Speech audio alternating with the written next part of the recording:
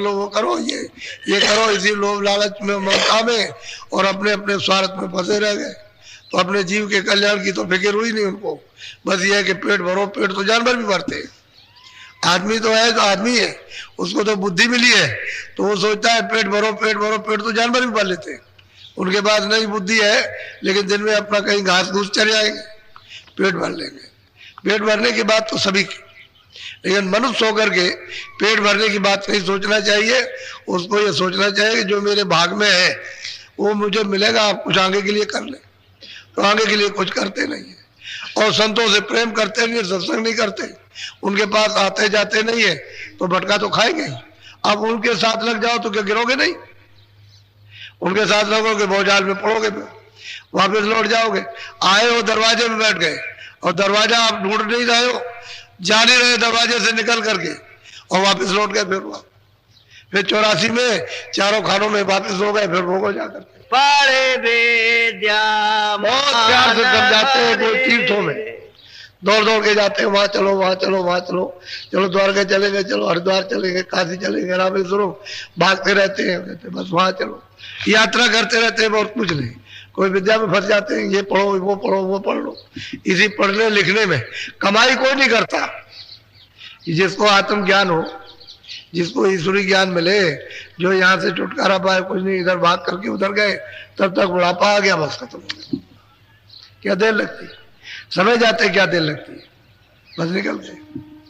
अब इसमें तो फंस गया करके, इसमें मिला कुछ नहीं, बस भटक गए। अब जो करनी की है उसका तो फल मिलेगा, तो करनी तो वो की है जो खानों में जाने की, तो छुटकारा कैसे हो जाएगा, जीव निवृत्त कैसे होगा?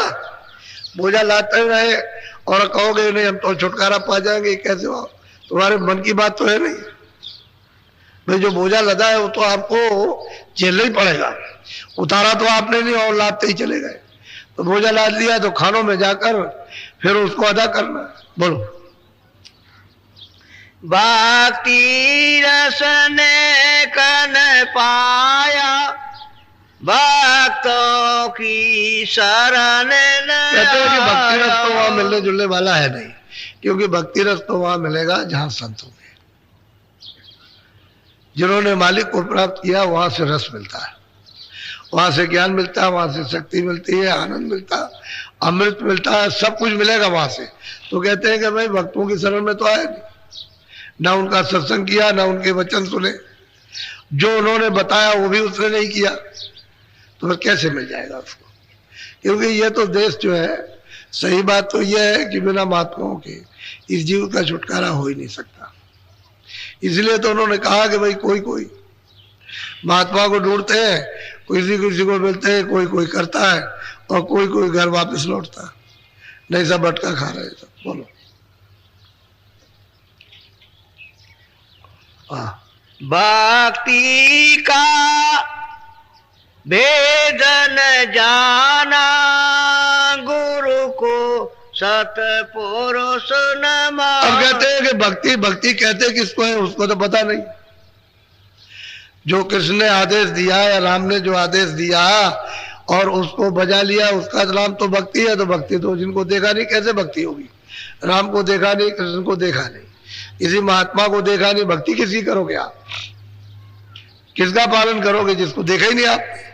और कहते हैं महात्माओं के पास गया नहीं, जो ये समझता है कि भक्ति क्या है, आदेश क्या है, साधन क्या है, भजन क्या है, ध्यान क्या है, तो कहते हैं वहां भी नहीं गया, तो क्या मिलेगा उसको? कैसे समझ में उसकी आएगा? वो तो जो समझता है कि हमने रामायण पढ़ ली, गीता पढ़ ली, भागवत पढ़ ली, हम तीर्थों में हो आए, चलो यही भक्ति है हमारी। अब इसको भक्ति कोई अगर कह दिया जाए कि खराब काम क्यों करते हो, तो कहेगा हम नहीं मानते इसको। तो भक्ति किस बात की है? किसकी भक्ति कर रहे हो? अरे भक्ति तो उसी को कहते हैं जिसके आदेश का पालन हो। आदेश का पालन नहीं तो भक्ति किस बात की? पति तो उसी को कहते हैं पत्नी की बात माने, पत्नी उसको कहते हैं जो पति की बात माने। अब भाई शिष्य तो वही, मुरीद तो वही है जो मुर्शिद की बात को माने, गुरु की बात को मान ले। नहीं भक्ति किस बात की? तो कहते हैं भक्तों की शरण में तो गया नहीं, ना भक्ति का भेद सुना, और कहते हैं भक्ति भक्ति भक्ति भक्ति भक्ति। कोई रामायण गीता पढ़ने का नाम भक्ति नहीं है। उसमें जो लिखा है उसका पालन करो, तो वो तो एक भी नहीं कोई करता। बोलो। गुरु सबको पार लगावे, जो जो उन चरण कहते हैं कि जब वो वहां से आते हैं सतलोक से, सतपुरुष, वो तो आता नहीं, वो तो मालिक तो वही रहेगा, वो तो न कभी आया न कभी आएगा। तो जो उस बोध में जो सूरत आती है वही संत कहलाती है। कहते हैं उनको तो जाने ही नहीं उसको कि ये कहाँ के रहने वाले हैं, कहाँ से आए, क्या करेंगे, और जब तक कि वो मिलेंगे नहीं तब तक इसका छुटकारा हो नहीं सकता। ये उससे अलग हो गया, उस धारी से अलग हो गया, उस नाम से अलग हो गया, तो उसके साथ जुड़ेगा कैसे जब तक वो जोड़ने वाले ना मिले। वो तो एक धार फेंक रही है, उसको अपने से अलग कर दिया। अब दूसरी धार अगर मिल जाए जोड़ने वाली तो दोनों का तार तो एक साथ ही है, लेकिन अब कोई भेद जानने वाला मिले तो इसको जुड़ा के उससे जोड़ दे, तब तो वापस हो जाएगा। अब एक फेंक रही, उस धार पर बैठा हुआ, वो बराबर फेंकती चली जा रही और ले जा करके उसने खानों तक पहुंचा दिया। अब वापस जाने की धार उसके पास है नहीं, तो बिना भेद के, बिना महापुरुषों के जीव कैसे उतरेगा, वापस कैसे लौट करके घर में जाएगा। ये तो परदेश है, पूरा का पूरा परदेश है। स्वर्ग भी परदेश है, ब्रह्मांड भी परदेश है, ये भी परदेश है, सब परदेश है। थोड़े थोड़े दिन का है कि तुम इतने दिन यहाँ रहो, इतने दिन यहाँ रहो, इतने दिन वहां रहो, तो उसके बाद चलो वापस लौटो। तो जहां का वही लौटा के ले आएगा, बस यही ले आएगा चार खानों में, बस इसी जगह डालेगा आकर के, वापस ले नहीं जा सकता। बिना महापुरुषों के कोई वापस नहीं ले जा सकता। बोलो। गुरु से तू बेमुख फिरता, मन के नित सन। कहते हैं मन से तू भोग बांटना इत्यादि में फंसा हुआ और गुरु से बेमुख है। गुरु कहता है कि भाई तुम चलो वापस घर में लौटो, चलो बैठो अपने घाट पर बैठ करके भजन करो, सूरत को शब्द के साथ जोड़ के चलो, ले चलो। तुम घाट पर बैठ तो जाओ तो हम खिंचाई करें। अब ऐसे कि इंद्रियों के घाट पर अगर खींच ले तो अभी कल ही घबरा जाता है। अब किसी की जरा सी खिंचाई होते डर गया, हमसे अब नहीं हो सकता, मुझे डर लगता है। इसमें कितनी औरतें और कितने आदमी चिल्ला पड़ते हैं, कहते हमसे नहीं हो सकता, हम तो मर जाएंगे, अब नहीं हमसे होता है। तो असल में घाट पे जब इंद्रियों के बैठा रहेगा तो भय तो लगेगा ही। तो कहते हैं सूरत के घाट पर आओ, दोनों आंखों के सामने आओ, यहाँ बैठक बना लो, तो गुरु यहाँ फिर खिंचाई शुरू करे, तो घाट बदलेगा नहीं, इंद्रियों के भोग विकारों में फंसा रहेगा। और जब विकारों से खिंचेगा तो कहेगा हमारा ये सब जा रहा, अब तो हम चले जाएंगे यहाँ से, हमारा सब कुछ छीन गया, रोएगा चिल्लाएगा, फिर लौट के उसी में फंसता। तो मन के सन्मुख रहता है, जो गुरु आदेश देते हैं उसका पालन नहीं करता, उसको नहीं समझता है कि गुरु किस काम के लिए आते हैं। इसलिए सूरत को पारी उतारने का काम है उसका, लेकिन वो तरतीब से उतारेंगे। एक दफे तो उन्होंने दे दिया, जब दूसरे को दे दिया तो अब लेने का तरीका भी तो होना चाहिए। कोई वस्तु आपको दे दी जाए, एक लड़की है आपको दे दी, एक लड़का आपको दे दिया, लेकिन अब यह है कि वहां पर बड़ी परेशानी है, तो कैसे वापस लिया जाएगा? तो ऐसे नहीं, कोई तरीका तो होगा वापस लेने। तो इस सुरतों को, इन जीवात्माओं को जब काल मांग करके ले आया, तपस्या करके प्रसन्न करके खुशी में ले आया और खुशी में दे दिया, तो वापस अब कैसे जाए, उसका तरीका?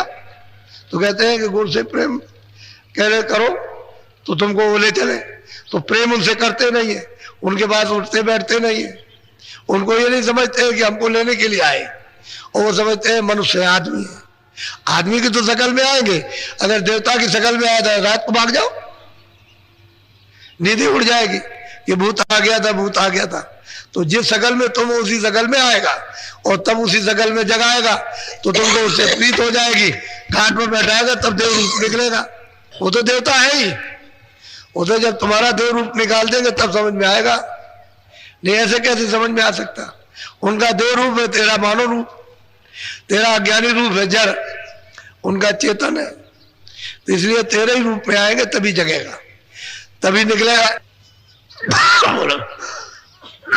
कर्मों में पछता खपता नर दे। अब महापुरुष कहते हैं भाई तू कर्मों में पछता खपता है रात दिन, कभी ये कर्म किया, कभी वो कर्म किया, कभी उसको किया, कभी उसको किया, इसी में मेहनत करता है, अच्छी तरह से चिल्लाता है और रोता है उसमें, बस इसी में समय निकल जाता तेरा।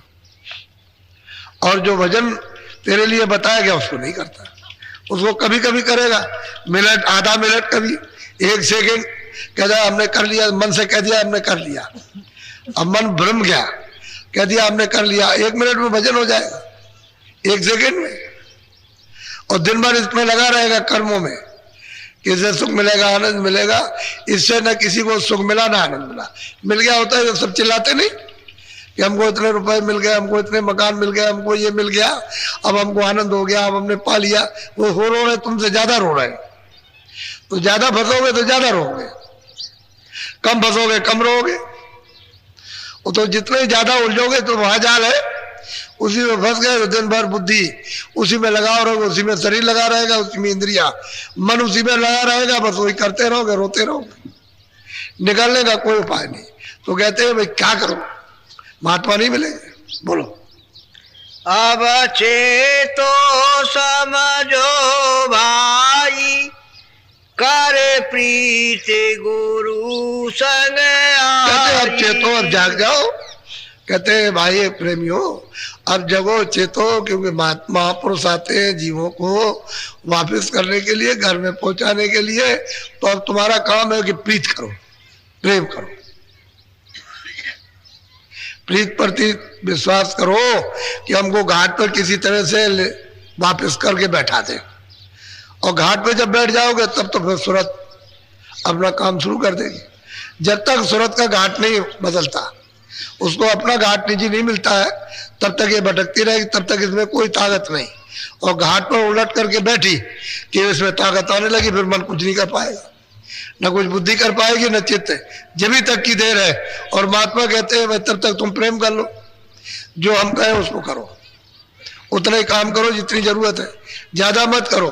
तो जितना प्रेम करते जाओगे उतने उलट जाओगे। उनसे प्रेम तो है नहीं, उनकी बात सुनते नहीं, उनकी बात मानते नहीं, उनको कुछ समझते नहीं, और जगत को सब कुछ समझते हो, यही हमारे सब कुछ है, अच्छे हैं, बच्चे हैं, कच्चे हैं, रिश्तेदार ये है वो है, धन है, दौलत है, यही सब कुछ है जो कुछ है, बाकी और कुछ नहीं।